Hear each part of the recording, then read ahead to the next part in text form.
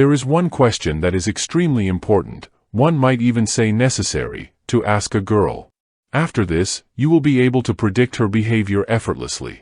Most men follow a pattern, discussing travel, hobbies, and movies with women, yet for some reason, they avoid the most important topics. These are the very topics that allow you to understand her past, present, and even predict her future. I recall an incident from my youth. A first date. I arrive to pick up the girl, she comes out, walks up to the car, and just stands there. I can't understand what's wrong. We look at each other, and after a moment, she gets into the car and asks, "Why didn't you open the door for me?" A short pause follows. I look at her in surprise, and she looks at me as if I were some scoundrel who had already offended her. Later, during our conversation, I find out that she had 2 boyfriends who always opened the door for her. For her, this had become a life rule. What am I trying to say with this? The behavior of any girl you meet is at least half shaped by her past relationship experiences.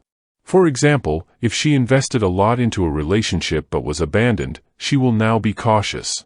So don't be surprised if, despite having feelings for you, she rarely texts first and waits for you to bring up emotions. But knowing this information, you can choose the best approach.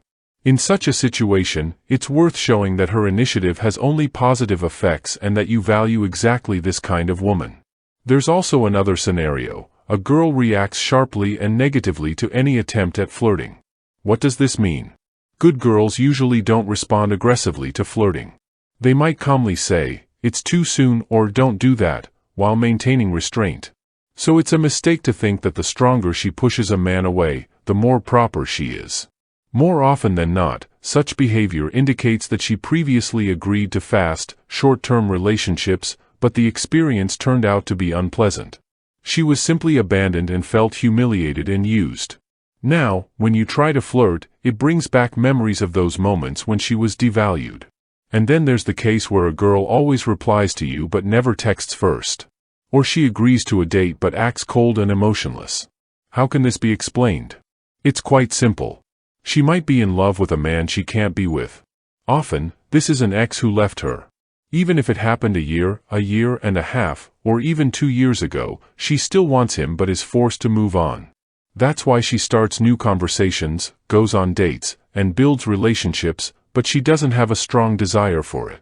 She might find you interesting, but she also feels perfectly fine without you. She may even start a relationship with you, but she won't truly appreciate you. The same applies to texting and dating. At some point, she might engage with enthusiasm, only to suddenly disappear. This is why, if you don't know her past and haven't asked the right questions, you actually know nothing about her. By the way, there is another category of women who behave disrespectfully even during the early stages of acquaintance. You shouldn't take this too personally because, to her, you're just a phantom of her ex who treated her poorly or a shadow of her father, with whom she has had a strained relationship for a long time. Arguing with the one who once hurt her is pointless, perhaps he's already been blocked everywhere. So now, she needs a new target. That's why I recommend thoroughly understanding a woman's past. For example, if her ex used to give her flowers once a week, she will likely expect the same from you. She may not explicitly say it, but over time, it can turn into a complaint. One day, years later, you might hear, "When was the last time you gave me flowers?" And you won't even have realized that it was important to her. That's why it's crucial to dig deeper.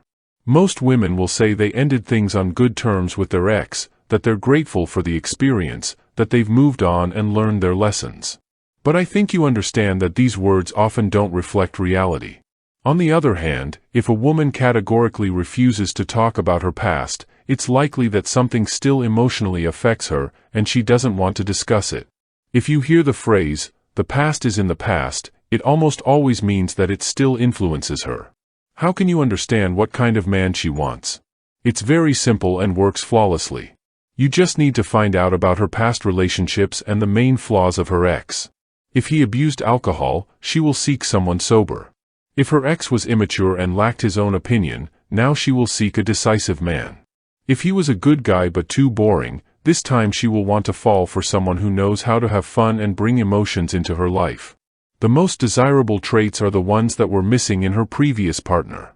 If you find out that her ex cheated on her, you need to understand that, Most of the time, it wasn't her fault, but it still leaves consequences.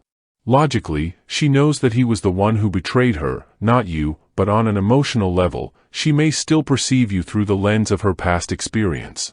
After all, you now hold the same role in her life that her ex once did. One of the most common reactions to betrayal isn't suspicion or jealousy but emotional coldness. This is a way for her to protect herself. She is no longer capable of loving as sincerely as she did, for example, at 18. It's sad, but it happens very often. Before starting a relationship with a woman, it's important to find out whether she has ever had a man who dumped the value of male attention. What is dumping? It's a familiar term, selling goods at prices lower than the market rate to attract buyers. In relationships, it works the same way. If she had a man who invested in her one-sidedly, building a normal relationship will be difficult. Why? Because she remembers those ideal conditions for herself and starts considering them the norm. If she were guided by the worst relationship in her life, then any man would seem like a great option in comparison. But she will orient herself toward the behavior of the man who was the most in love with her. And for her, that will become the standard. Let's be honest, no one wants to be in a situation where they are compared to someone who was so infatuated with a girl that he was even willing to get a tattoo of her name on his forehead. But in life, things like this happen. This is why it's important to ask the right questions. And if you need concrete tools for building relationships, just subscribe to the channel.